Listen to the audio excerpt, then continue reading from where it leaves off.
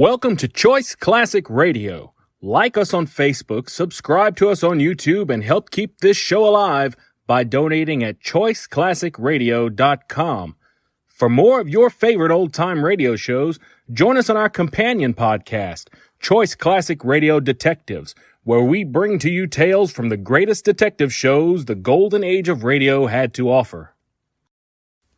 And now, with 946 episodes, broadcast on CBS Radio from 1940 to 1962, we bring to you Suspense.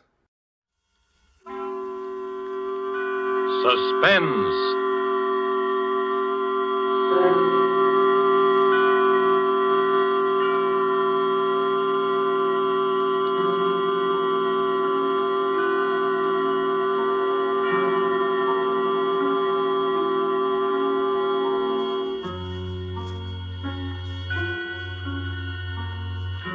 This is the Man in Black, here again to introduce Columbia's program, Suspense. Heading our star Hollywood cast tonight is Mr. Warren William, and with him is Mr. Eric Blore. No fewer than 9 times have these two gentlemen appeared together in screen thrillers based on the adventures of one of the most celebrated characters of modern crime fiction. This familiar character will speak to you now for the first time on the air, as with the story called Murder Goes for a Swim, and the performances of Warren William as Michael Lanyard and Eric Blore as Jameson. We again hope to keep you in suspense.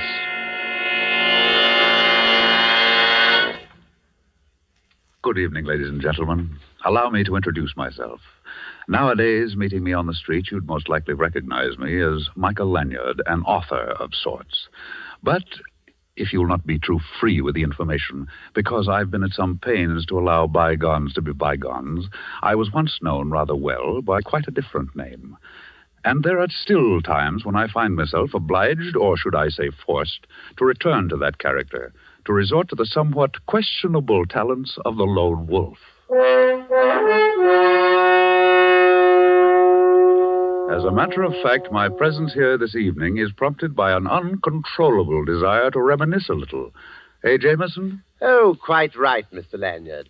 And if you'll pardon a gentleman's gentleman for saying so, sir, playing nip and tuck with the police, meeting lovely ladies, you pilfering an occasional gem, I living, so to speak, from hand to pocket. Ha ha!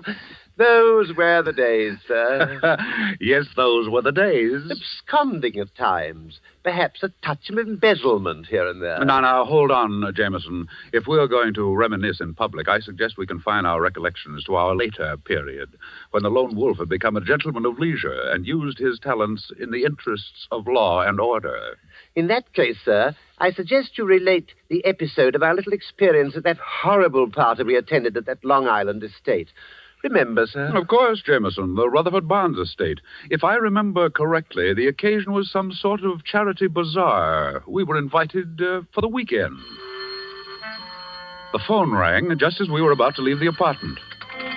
Mr. Lanyard, this is Betty Lawson. You've never heard of me before, but I know you've been invited to spend the weekend with Mr. Rutherford Barnes. Please, you must accept the invitation. Come down immediately, right now. It's just a little after 2 o'clock. And if you're not too late, the lone wolf may be able to prevent a murder.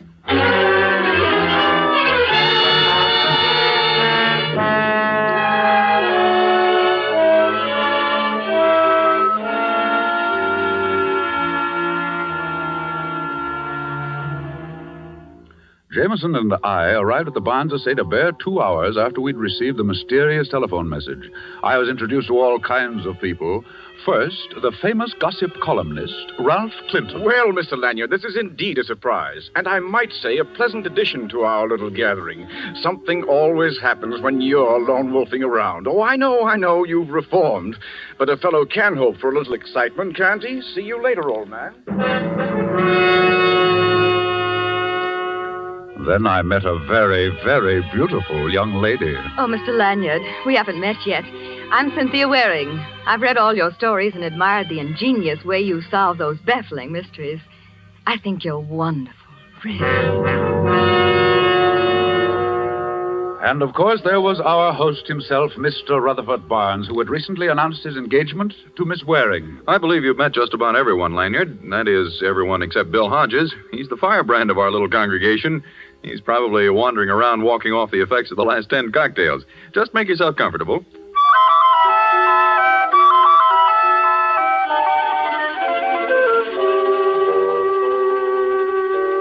Strangely enough, I failed to meet a Miss Betty Larson, the frightened young lady who had phoned.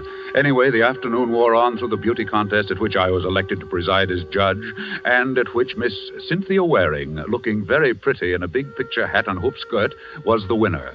After it was over, Jameson and I managed to break away from the rest of the guests, and to escape the heat of the afternoon, we prepared ourselves for a cooling dip in the pool. I say, Mr. Lanyard, we've been to some pretty big and fancy places in our day, but this one is really something. This Rutherford Barnes person must be really an important person. You're quite right, Jameson. Rutherford Barnes is listed in Who's Who as the gentleman who made a fortune out of sardines. Just think, an entire estate built of sardines. Uncanny, isn't it, sir? Oh, Jameson. Forgive me, sir. No more puns, I promise. Well, I should hope so. I say, this pool is constructed just like a miniature lake. Lilies and all that sort of thing floating on top. Quite naturally, if you're going down for the third time, you just take a lily with you. Oh, what a jolly thought. Well, here goes. Watch this beautiful swan dive.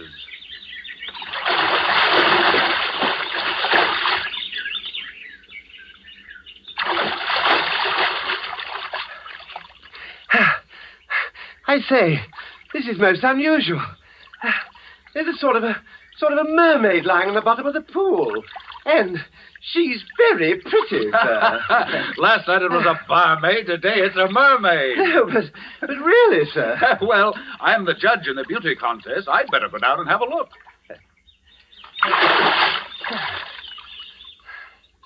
Don't be away too long, sir. Remember, there are lots of warmer women in the world. Jameson, quick. Here, give me a hand. Good heavens. It's a girl. Quick, here, lift her out of here. Hurry. I'm doing my best, I'll sir. understand. Here, now, let's put her down here. You hold her there, sir. Yes, Jameson, I'm afraid she's dead. Well, what do you make of it, sir? Was it an accident? Well, I don't know. There's a pretty nasty bump on the side of her head. Well, perhaps she slipped and hit her head as she fell. Perhaps. But her bathing suit, not quite the style you'd put on to take a swim. Possibly she was in the beauty contest. Of course, that's it.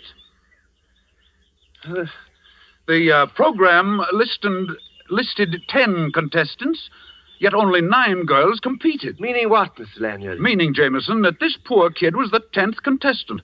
And if my hunch is correct, her name is Betty Larson. The girl with the telephone message? Precisely.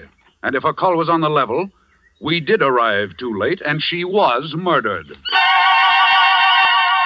Lanyard! Mr. Lanyard! It's Mr. Barnes and Miss Waring. Take off your robe and cover up the body, Jameson. Yes, sir. Well, Lanyard, we've been looking all over for you, haven't we, Cynthia, dear? Yes, of course. And I'm glad we found you, Mr. Lanyard. I've been wanting to thank you for awarding me the prize in the beauty contest this afternoon. I really didn't think that... Mr. Lanyard! There, at the edge of the pool. Yes, it's a girl, and I'm afraid she's drowned. Drowned? But... Oh, how horrible. Oh, but how did it happen? Who is she? I think she's Betty Larson. What do you think, Mr. Barnes? Here, look. Good heavens. Rutherford, look. Oh. Yes. Yes, that is Betty Larson. Why, I had no idea. Then you do know the girl, Mr. Barnes. Why, yes. As a matter of fact, only recently I recommended her for a job. She's the local telephone operator. And the village beauty. Mr. Barnes and Miss Larson were childhood sweethearts. Mr. Barnes, tell me, do any of the other guests know this girl? Ralph Clinton, for instance. Could our famous columnist have possibly known Miss Larson? Well, if not in person, most certainly by telephone. You see, for the last few weeks, Miss Larson handled my personal calls. I see. Did she ever mention the fact that there might be a murder? Murder? Well, you see, I received a rather strange message. Now, look here, Lanyard. If you're insinuating that Miss Larson was murdered, you're all wrong. It's perfectly obvious. She slipped and fell into the deep end of the pool. She can't swim. We couldn't hear her cry for help over the noise of the party, so the poor girl drowned. As simple as that, eh? Why, of course. And I'd appreciate it if you'd be kind enough not to mention this accident to any of the other guests. There's no need to disrupt the entire weekend. I'll notify the sheriff and call the coroner, and they'll take care of everything. I think it might be a good idea, Mr. Lanyard, since you seem so certain that a murder's been committed, that you and your man remain on the premises. Our famous lone wolf may have a little explaining of his own to do. Come along, Cynthia.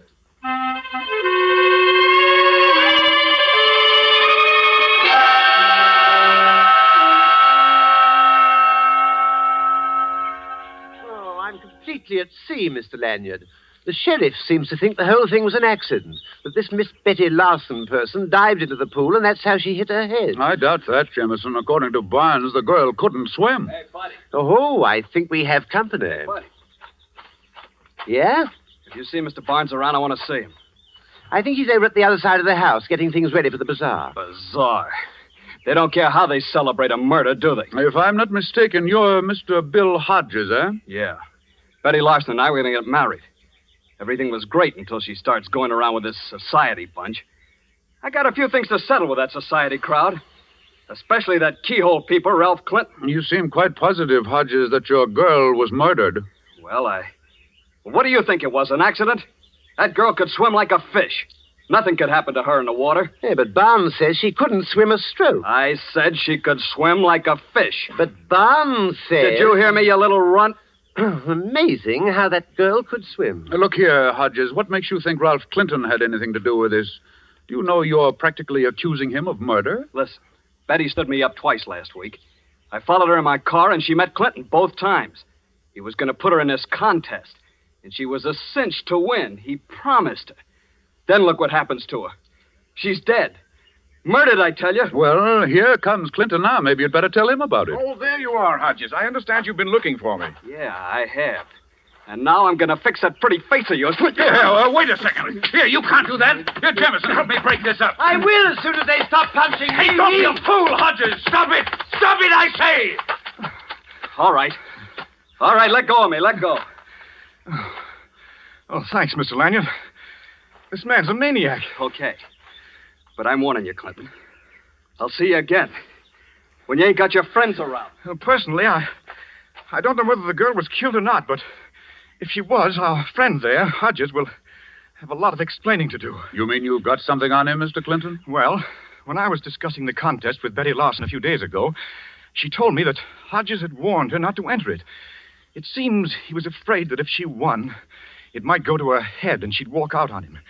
As a matter of fact, he told her to stay away from here. Well, there's going to be a coroner's inquest in the morning, and I suggest that you tell this to the sheriff as soon as he returns. Oh, why, tell that to the sheriff? Oh, no, I'd rather hate to do that. You see, Lanyard, someone in my position, I can't afford to get involved. After all, it's my business to report scandal and not get mixed up in it. But look here, you... Oh, tell you what, give me a chance to think it over, and I'll see you at the treasure hunt tonight.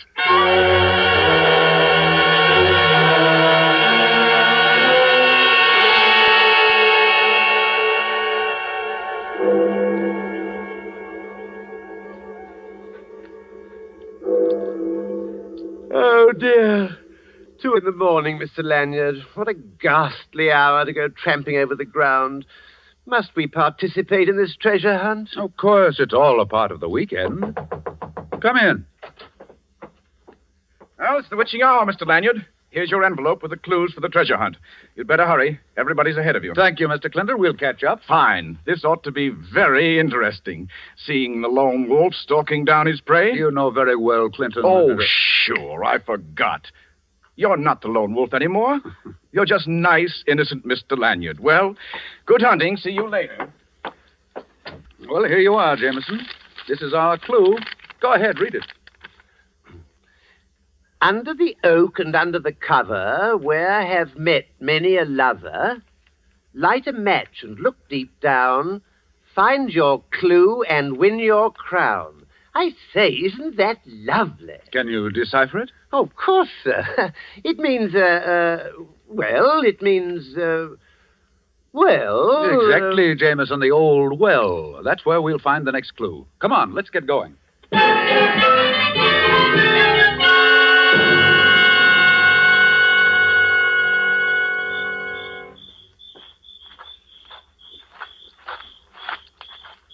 The well is down this path. It's right near the stables. You mean when we get to the well, we find another clue? That's right, and at the end is when we reach the treasure. Oh, the treasure. I say, what is this treasure? Jameson, it's unimportant what the treasure is. It might be a bag of jelly beans. It all sounds very silly to me, sir. There's the well over there. And look here. It's got a wooden cover on it, exactly like it said on the poem. Well, what do we do now? Now, wait a minute. Oh, yes, under the cover. Light a match and look deep down. Here, I'll take this lid off and put it here. Now, you light a match, Jameson. Right, sir. Our second clue must be somewhere inside the well. Right-ho, just a moment. Ah, there's the clue we're looking for. A piece of paper pinned on the wall inside the well with a big pin. Oh, dash it all. Match went out. I'll light another one. Oh, Jameson, hold it. Hold it. The inside of this well smells like gasoline. Yes, it does. Yes, it does smell like it's full of... Get away, Jameson. Blow that match out.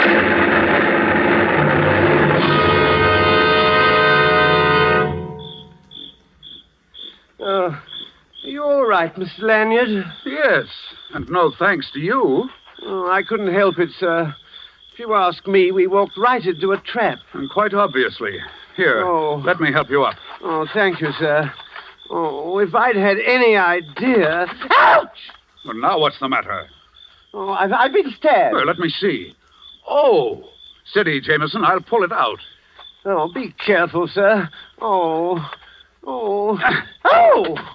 There we are. And very interesting. What is it, sir? Oh, it's that big pin. You could have been hurt quite badly. Well, if you ask me... Come along, Jameson. We've got work to do.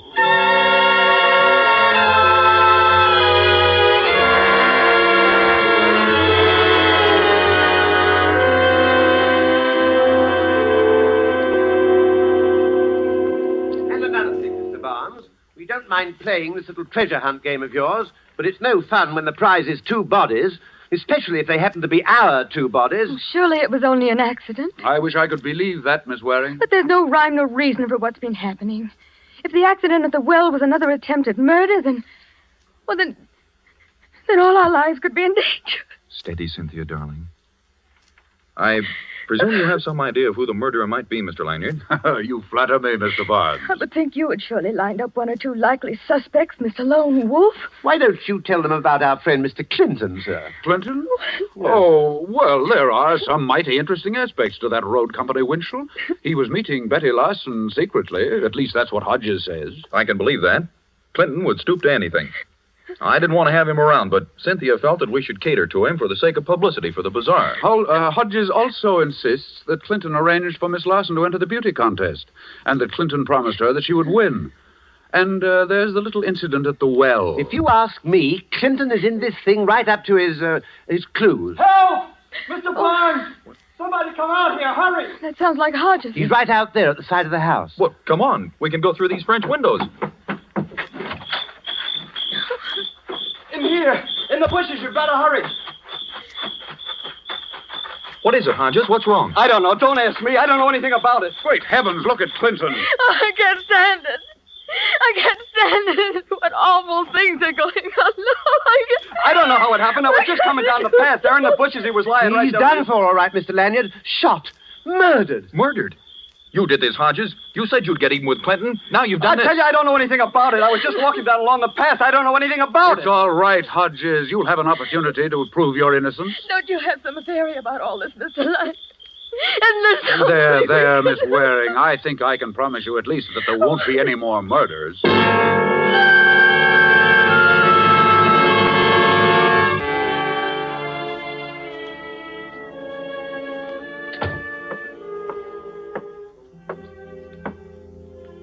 Hold the flashlight a little higher, Jameson, on the clock on the mantelpiece. Yes, sir. Just as you say, sir. But aren't we taking a bit of a risk, Mr. Lanyard? Leaving the estate without checking with the sheriff? Shh, quiet, Jameson. If I don't find what I'm looking for here in Clinton's apartment, I'm afraid we'll have a lot of explaining to do. I'd just as soon we didn't go back. There's been 2 murders already, and they say things come in threes. How interesting.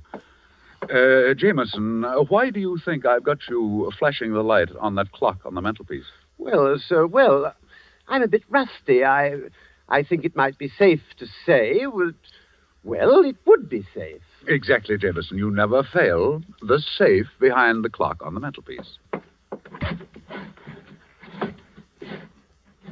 I say, I was right. Ingenious, eh, Miss Lanyard? You have your moments. Well, it's a long time since I've operated in this fashion, but we'll see, Jameson.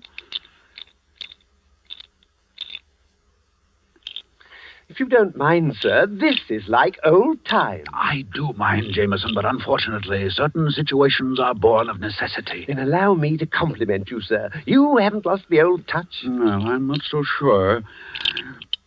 Ah, there we are.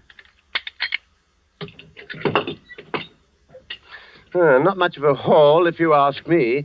Nothing but a stack of letters and a notebook. Let's have a look.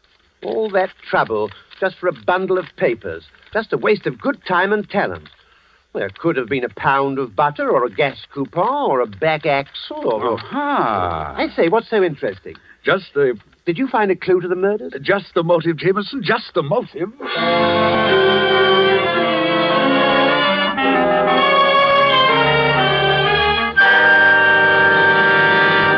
Look here, you can't keep me here, Sheriff. All I did was find Clinton. You can't hang a guy for that. Keep your shirt on, Hodges. Nobody moves out of this room till Lanyard shows up.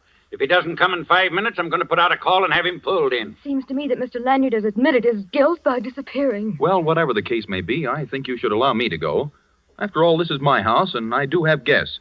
They might think it rather strange if their host isn't around. Look, Mr. Barnes, party or no party, there's been a couple of murders committed around this joint, and everybody in this room is under suspicion. Really, Sheriff?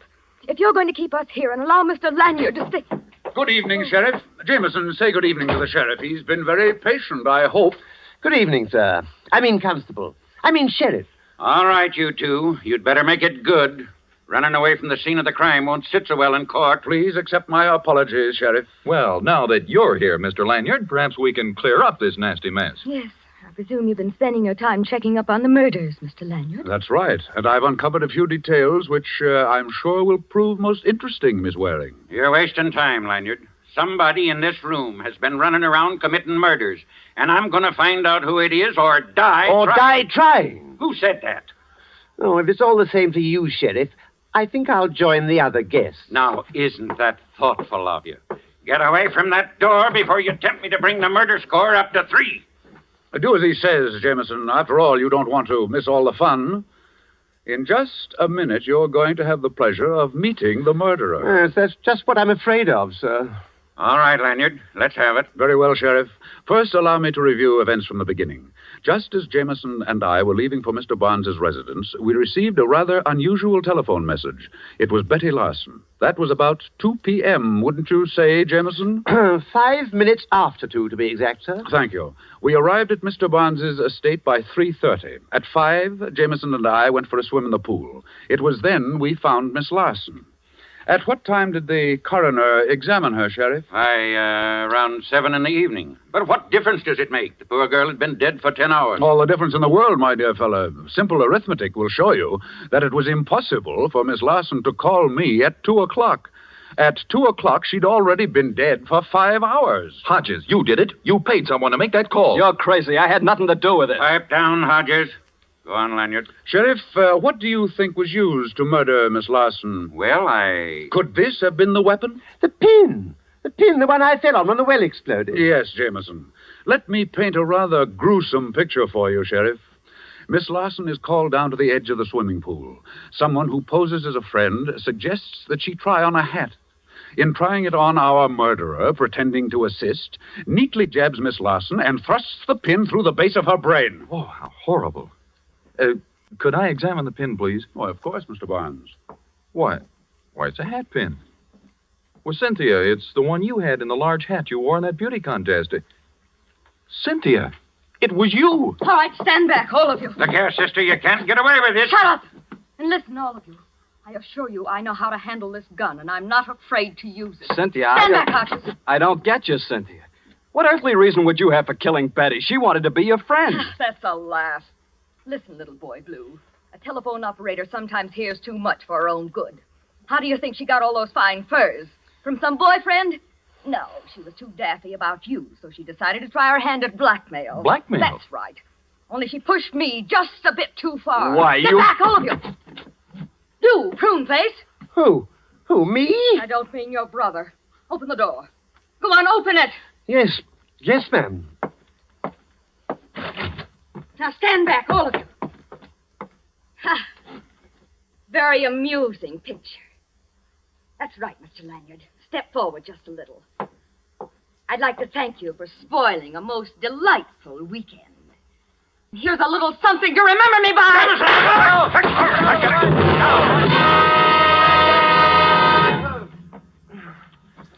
Jameson, are you all right? Yes, I think so, sir. Oh, thank heaven. Yeah, you did a good job, Jameson. You not only saved Mr. Leonard from getting shot, but when you fell against this door, you also managed to knock Miss Waring colder than a doornail. Oh, it was nothing, really. And as for you, sister, maybe these bracelets will keep you out of trouble. Because when you come to, you're going to find yourself booked for murder. Double murder, Sheriff. Dig the bullet out of the wall over there, and you'll find it will match the one found in Clinton's body. Well, what do you know? Come on, Hodges, give me a hand. Okay, Sheriff. I can't believe it. Why, Cynthia and I had so many plans together. It's hard to believe that she could be responsible for those horrible murders. I'm afraid she was. Mr. Barnes, this is Mr. Clinton's notebook. Several canceled checks and a few letters. Look them over, and you'll discover that your dream girl, Miss Cynthia Waring, has quite a number of aliases, and in certain circles has a reputation for landing the biggest fish in the pool. Then, after she's collected enough money, she tosses them back. You were her next victim, Mr. Barnes. And as for the unfortunate Mr. Clinton, being a newspaperman and gossip columnist, he ferreted out her little scheme and, in turn, was blackmailing Miss Waring.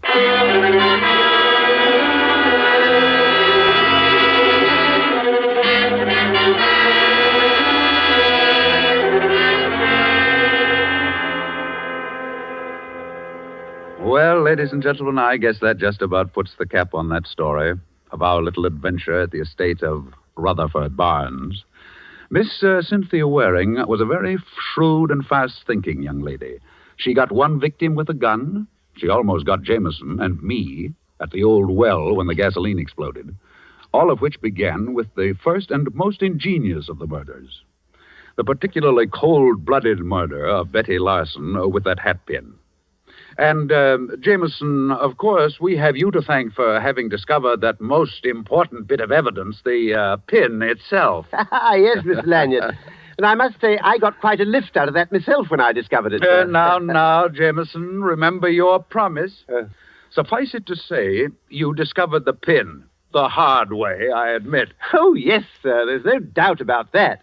The criminal would never have been stuck in the final analysis if I hadn't sat down and got myself stuck. That will be all, Jameson. Good night, ladies and gentlemen.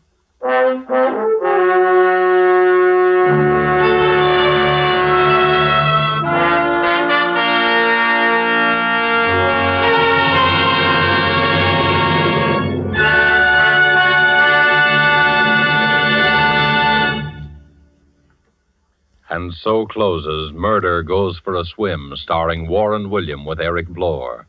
The first appearance of the lone wolf on the air, and tonight's tale of Suspense.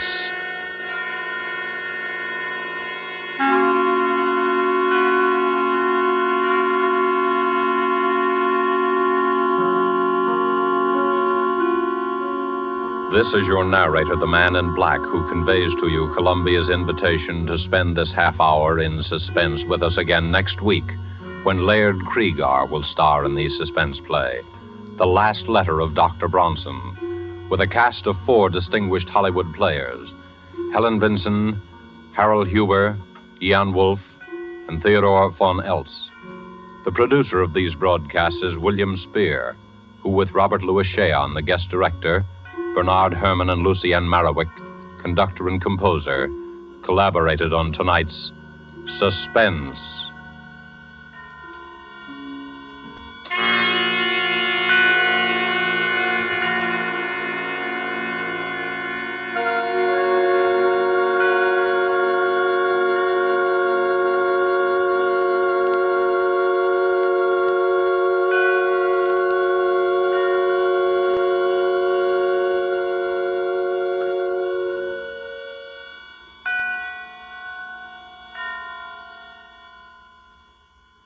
This is CBS, the Columbia Broadcasting System.